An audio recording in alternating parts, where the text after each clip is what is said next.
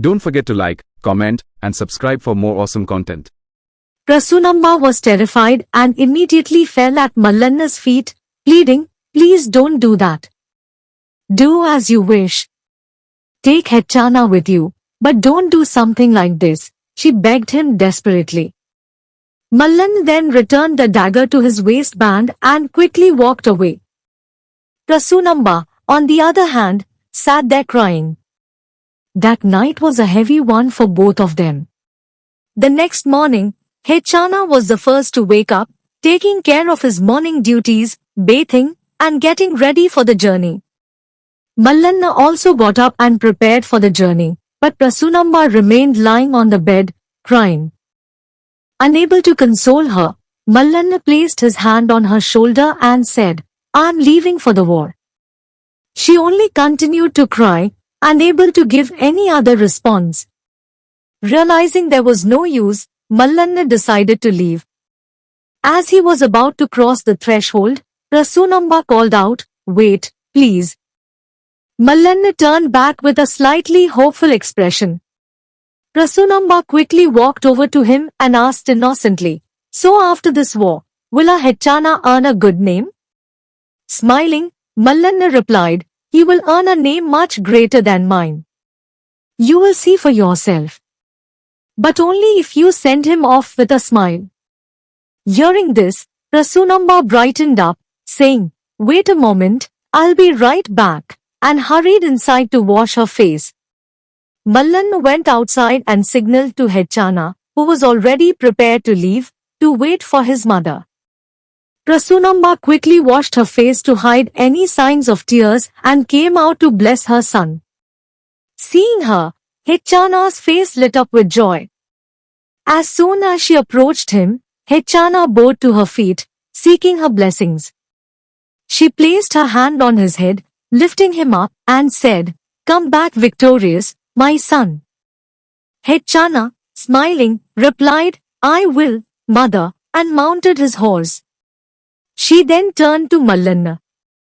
Mallanna reassured her, "Nothing will happen to your son.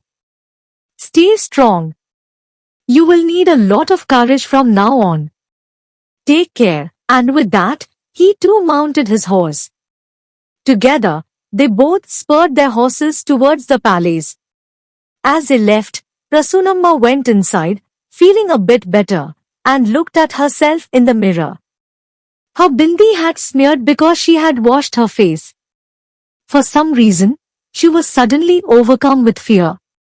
Every word she had exchanged with her husband that morning flashed through her mind.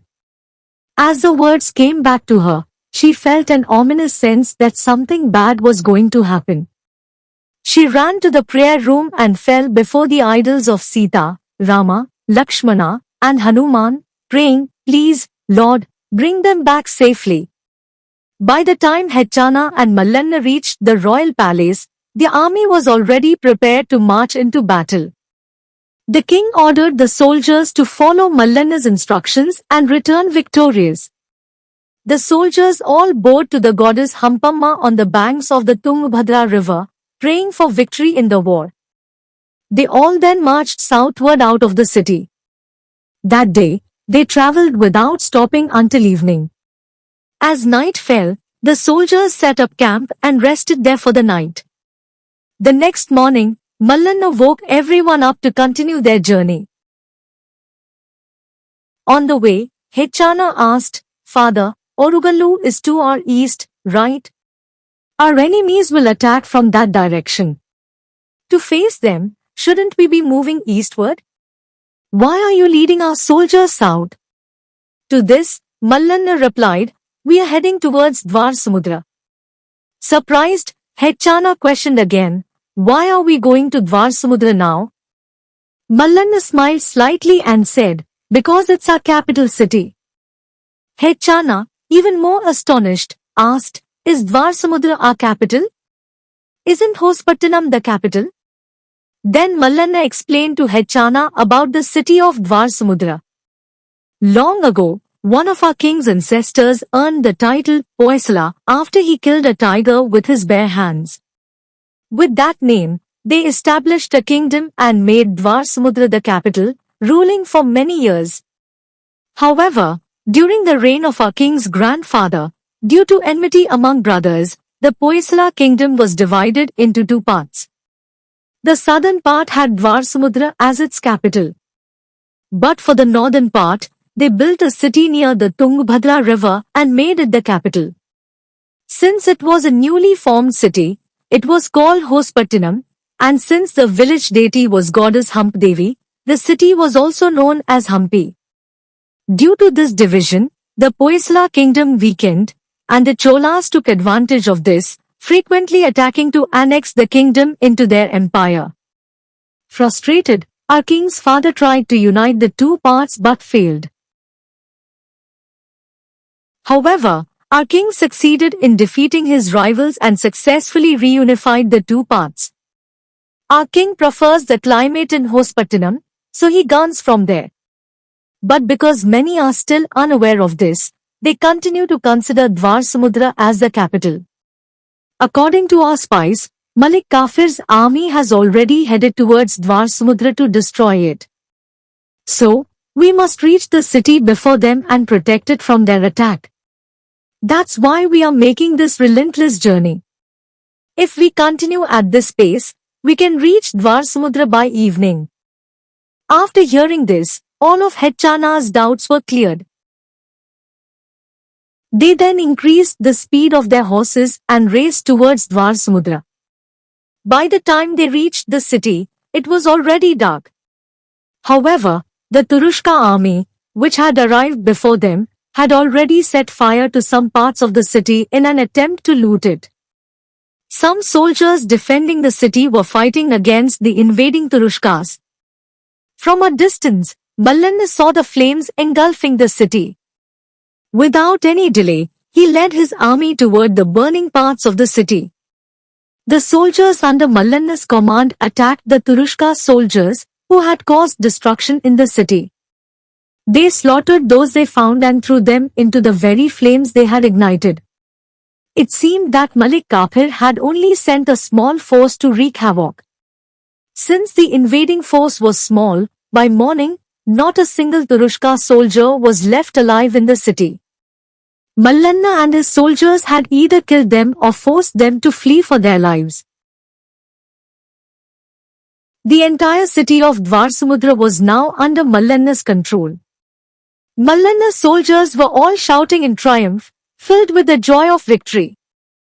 As dawn was breaking, Kempanna, who was in charge of the defense of the city of Dwarsamudra, approached Mallanna and said, "You have arrived at the right time to save this city. Otherwise, by now, it would have turned into a graveyard. We have hidden some temples under soil and branches so that the enemies wouldn't spot them."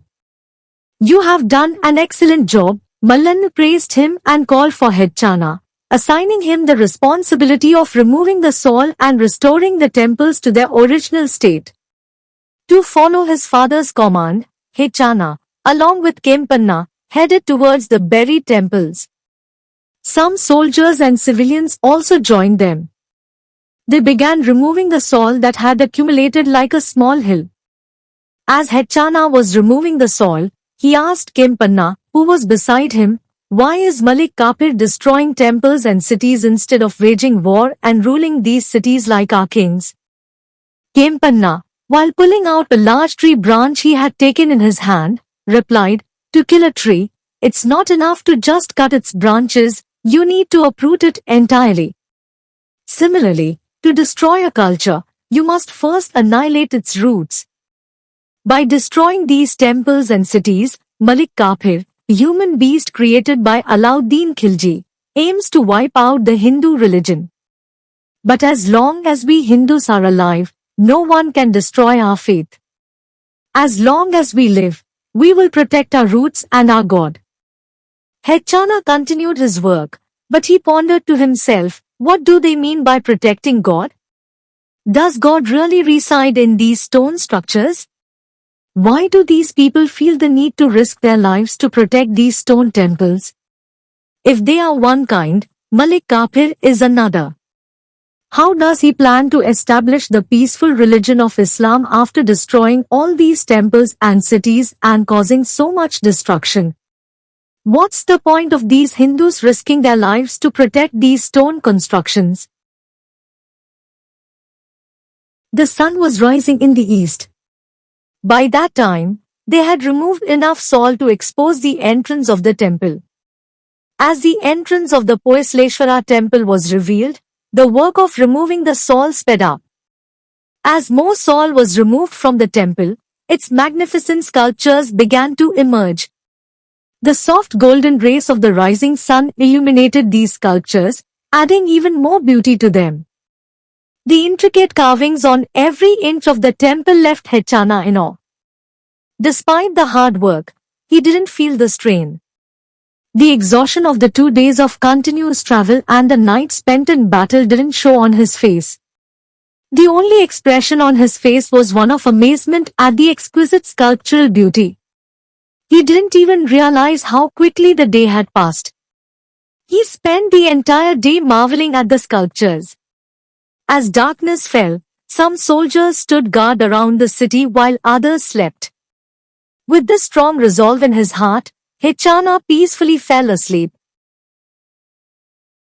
With this strong resolve in his heart, Hechana peacefully fell asleep. The next morning, Hechana did not wake up until the townspeople came and roused him from his sleep. The people gathered and cleaned the temple with water, and worship resumed in the Shiva temple, the favorite of the Hoslas, just as it had before. Hechana oversaw all the activities, ensuring that other temples, also buried under soil, were uncovered and cleansed so that worship could resume there as well. However, he did not participate in the rituals. Thus, 2 peaceful days passed by. That night, since there were no signs of enemies around the city, even the soldiers on guard relaxed and fell asleep. As everyone was sleeping and dawn was just beginning to break, a large Turkic army suddenly surrounded Dwarsamudra and launched an attack on the city. The city, which had been peaceful until then, plunged into chaos. Cries of distress could be heard from the people everywhere. By the time Mallanna and his army woke up and began to counterattack, the damage had already been done. The Muslims were setting the city on fire and destroying the temples. Mallanna and his soldiers were in a dilemma, unable to decide whether to protect the people or to launch a counterattack against the invading Muslims. Mallanna first ordered the people to be evacuated to a safe place and then intensified the counterattacks against the Muslims. Soon, the entire city turned into a battlefield. Everywhere one looked, there were dead bodies and dismembered limbs of soldiers. The cries and screams of soldiers echoed throughout the area. Mallanna on one side, Hechana on another, and Kempanna on yet another, all rushed forward to confront the enemy forces. Kempanna was astonished to see Hechana's expertise in martial arts despite his young age. Meanwhile, Mallanna and Kempanna were turning the Muslim army into piles of corpses. At that moment, Malik Kafir arrived on the scene, accompanied by numerous strong bodyguards. As soon as he arrived, he entered a nearby temple and attempted to destroy the stone idols there. Seeing this, Mallanna, burning with anger, removed his sandals and weapons, picked up a long stick, and entered the temple. He began striking the Muslims inside with the stick, driving many of them out. However, some of the soldiers inside suddenly attacked Mallanna, overpowered him, and forced him to his knees in front of Malik Kafir. Malik Kafir approached Mallanna, speaking angrily in Urdu. Mallanna couldn't understand his words. As Malik Kafir continued speaking, he took a hammer from a soldier and raised it to destroy a beautiful statue of Ugra Narsimha that was positioned against the temple wall. Unable to bear witnessing such a heinous act, Mallanna tightly shut his eyes. Immediately, he heard the sound of the hammer striking the statue. Mallanna quickly opened his eyes. He saw Malik Kafir step aside, laughing wickedly. The once beautiful statue of Ugra Narsimha now appeared with one of its arms broken off. Seeing this, Mallanna's eyes filled with tears and turned red with rage. He let out a loud roar, shook off those holding him, and ran towards Malik Kafur, who was dragging the hammer to destroy another statue. Mallanna kicked Malik Kafur hard on the back, sending him flying forward. Mallanna tried even harder to break free and attack Malik Kafur more violently, but the men restraining him were too strong and held him even tighter. By then, Malik Kafur had recovered from the blow and stood up, furious. He said, "You dare to kick me?" To this, Mallanna replied fiercely, "Kicking is just the beginning. Tell your men to let me go just once, and if I don't kill every one of you here and show you the way to the graveyard, then my name isn't Mallanna. I wasn't just born in the city of Hampi." Enraged by Mallanna's words, Malik Kafur drew a large, sharp sword from his waist and thrust it close to Mallanna's chest. Mallanna fell to the ground, exclaiming, "Kodanda! Rama! Chandra Prabhu!" As he fell, Malik Kafur and his soldiers burst out laughing loudly. Hearing this, Kempanna screamed, "Mallanna!" with all his might. Upon hearing Kempanna's cry, Hechana, who was a short distance away, saw what had happened to Mallanna and felt an overwhelming surge of anger towards Malik Kafur. In a fit of rage, Hechana ran over to his fallen father and tried to lift him up. Mallanna, smiling, said, "My duty ends today, Hechana. Now, it's up to you to protect this kingdom. No one here should leave alive. Give me your word on this." He stretched out his hand. Fighting back his tears and his sorrow, Hechana replied in a voice filled with pain, "I promise, Father." Malik Kafur, laughing, came up behind Hechana and taunted, "You couldn't kill me. What can this young boy do?" Already filled with rage, Hechana quickly stood up, spun around, and struck Malik Kafur hard in the side of the head with his elbow. The lightning-fast blow sent Malik Kafur flying to the side, where his head struck the temple wall, nearly causing him to lose consciousness. Hechana, not stopping there, moved forward to kill Malik Kafur with a sword. As some of the Kafur soldiers tried to stop him, 4 other soldiers tried to carry the unconscious Malik Kafur to a safe place. Hechana, killing everyone who came in his way, quickly advanced toward the men taking Malik Kafur away. Seeing that the situation had escalated beyond control, many of the Turk soldiers surrounded Hechana. Undeterred, Hechana continued to fight fiercely. After a while, Kempanna also joined Hechana in the fight. The Turk soldiers couldn't survive long against the two of them. After everyone surrounding Hechana had been killed, he looked around for Malik Kafur. By then, they had already placed Malik Kafur on horseback and were swiftly taking him away in the direction where the sun was rising. Determined not to let Malik Kafur escape, Hechana searched around for a horse. Spotting one at a distance, he started to run towards it. But Kempanna placed a hand on his shoulder and said, "He will surely be caught by you one day, but now you must save your father who is in danger." Hechana, swallowing his rage, looked up at the sky and let out a loud cry before abandoning the horse and running towards his injured father. Seeing Hechana, Mallanna, who was on the verge of death, asked, "Did you already kill them all?" "No, father. He may escape me forever, but let's get you to a doctor first," Hechana replied, lifting him up and moving forward. "No matter how hard you try, I won't survive." "I knew this was coming," Mallanna responded, surprising Hechana with his calm acceptance. As they carried the severely bleeding Mallanna to the hospital in the center of Dwarsamudra, Kempanna brought a long wooden plank and instructed Hechana to lay Mallanna on it. Hechana did as he was told, and then they carried the plank towards the hospital. The hospital was already filled with many injured civilians and soldiers. Kempanna shouted, "Is there any doctor here? This is an emergency."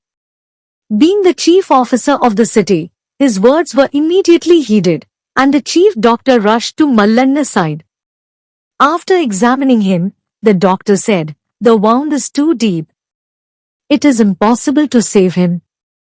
We are sorry, but there's nothing we can do." Hechana, overwhelmed with grief, collapsed in tears. Seeing this, Mallanna signaled with his eyes for Hechana to come closer. Hechana wiped his eyes and approached his father. Despite trying hard, Hechana couldn't stop his tears. Seeing his son weep, Mallanna said, "Your eyes should never fill with tears, my son. You must comfort those who weep, but never shed tears yourself." With great difficulty, Hechana held back his tears and said, "Tell me, father." Taking a deep breath, Mallanna said, "It has always been my last wish to take my final breath in the city of Hampi, where Lord Sri Rama once walked. Perhaps that's why I'm still alive. Will you take me there before I die?" Unsure of what to say, Hechana replied, "How can I take you there in this condition, father?" To this, Kempanna responded, "Fulfill your father's last wish. I will take care of the situation here. Don't worry about anything else. I will arrange for a chariot to make your journey easier. Please allow me to assist in fulfilling my childhood friend's last wish," he said, grasping Mallanna's hand tightly with tears in his eyes. Just then, a chariot arrived at Kempanna's command. Together, Kempanna and Hechana carefully placed Mallanna inside. Once Hechana had settled beside Mallanna in the charioteer quickly drove it forward. In a matter of moments, the dust from the chariot obscured it from Kempanna's sight as it sped away, never stopping, towards Hampi. After a day had passed, Mallanna was still breathing with great difficulty. By the evening of the second day, the chariot had reached the outskirts of Hampi. As soon as they crossed the city's borders, Mallanna seemed to regain some life. A faint smile appeared on his face, but there was no movement in his body. When the chariot entered the city, Mallanna grabbed Hechana's hand and softly muttered, "Sri Ramchandra."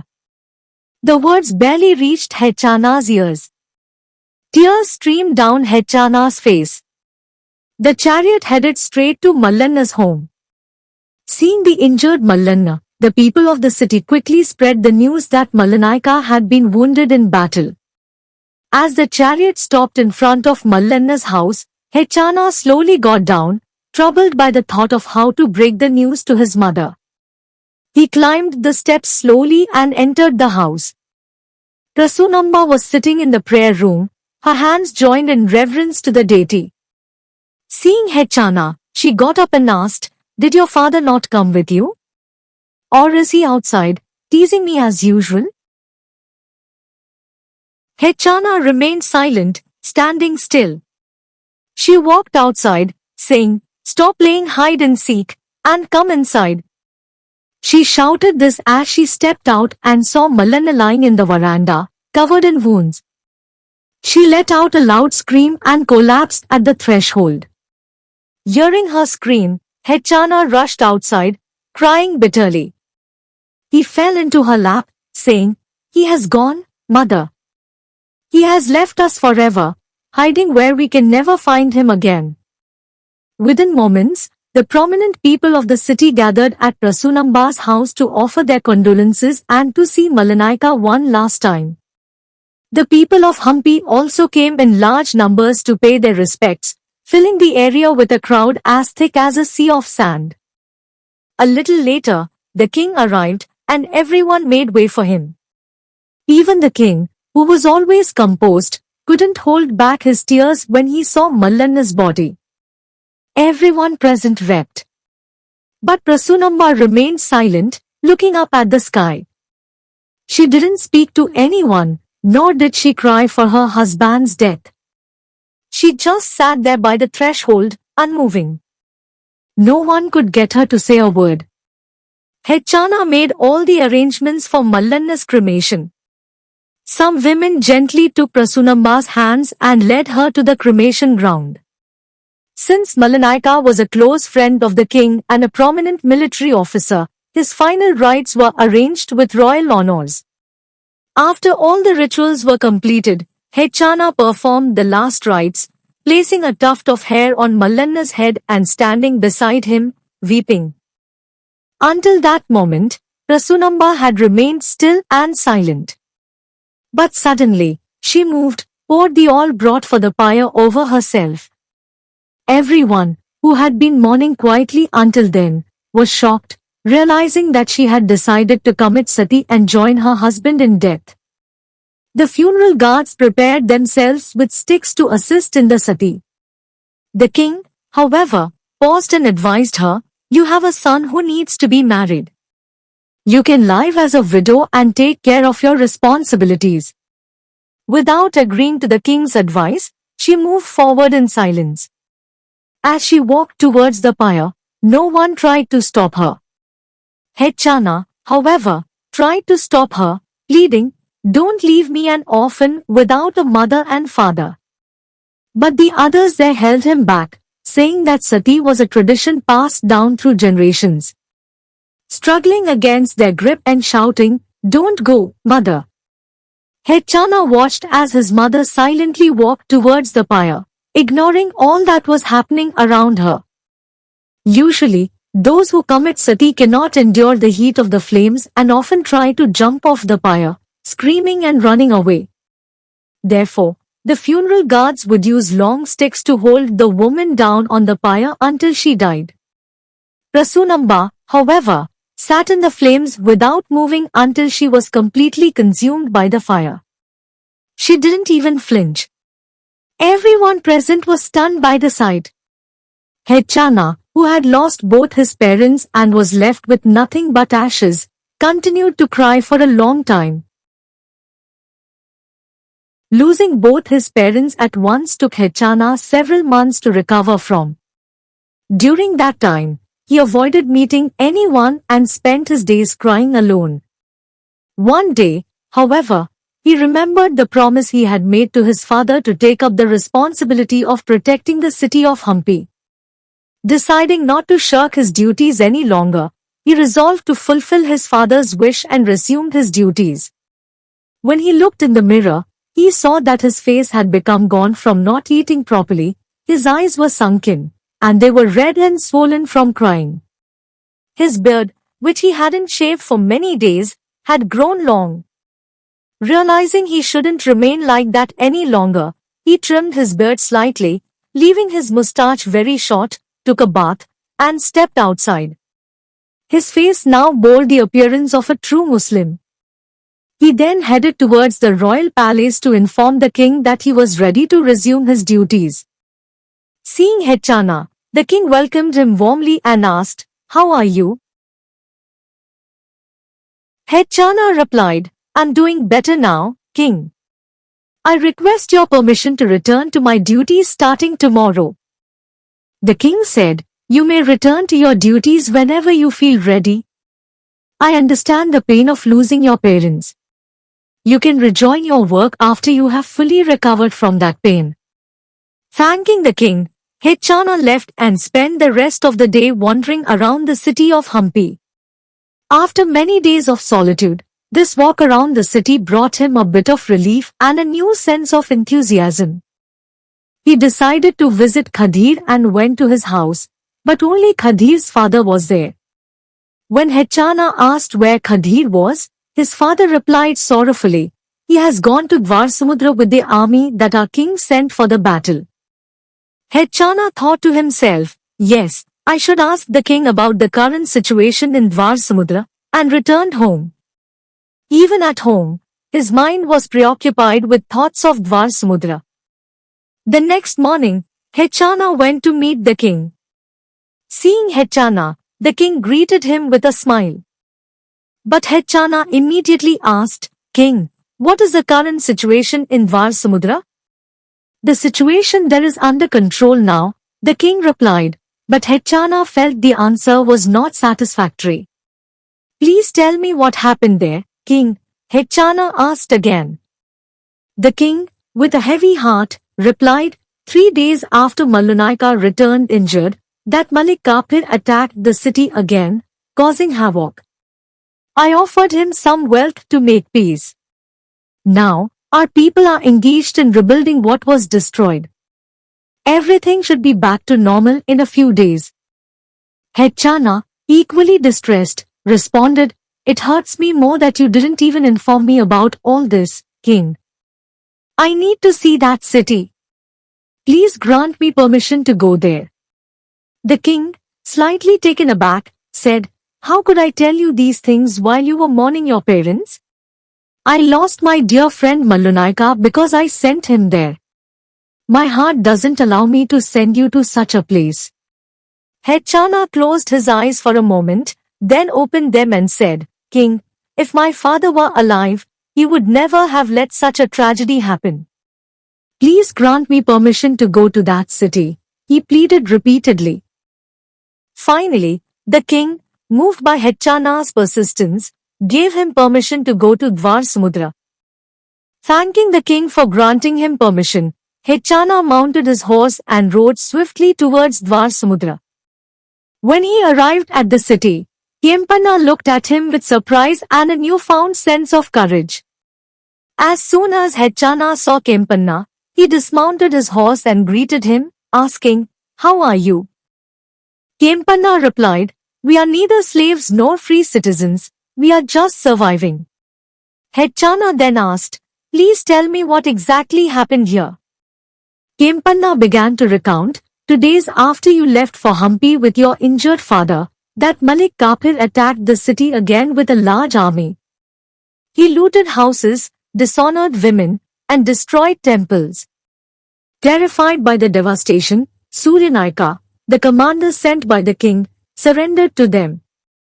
Despite my protests, he made peace with them by offering the wealth the king had sent to compensate for the losses, along with some elephants as a gift.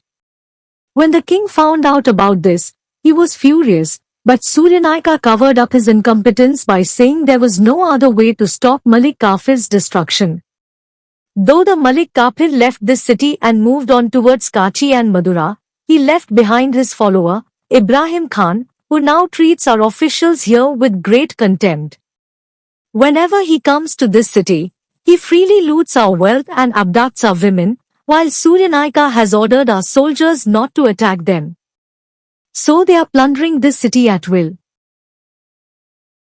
Despite all this, our king shows little interest in this city. Perhaps he is still mourning the loss of his dearest friend, Mallunaika. As he finished, Kempanna stopped at a certain spot and pointed to a mosque, asking Hechana, Do you remember this place? As Hechana looked around, trying to recognize the place, Kempanna spoke up, This is where that Malik Kafur severely injured your father. It was also here where you struck him down, leaving him unconscious.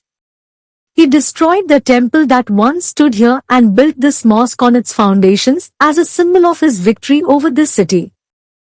Hechana's face, which had been calm until now, turned red with anger. Struggling to control his fury, he muttered, I will leave it be since it's now a mosque, and slowly turned around. Just then, Ibrahim Khan arrived with his soldiers. The local soldiers, upon seeing him, stepped aside and respectfully saluted him. Ignoring them, Ibrahim walked straight to a shop, took whatever supplies and goods he wanted without paying, and even seized a well-fed bull. As he was leaving with his men, he looked around, surveying the area. Don't forget to like, comment, and Unfortunately, subscribe he for more noticed awesome a content. 14-year-old girl See you playing next nearby. time.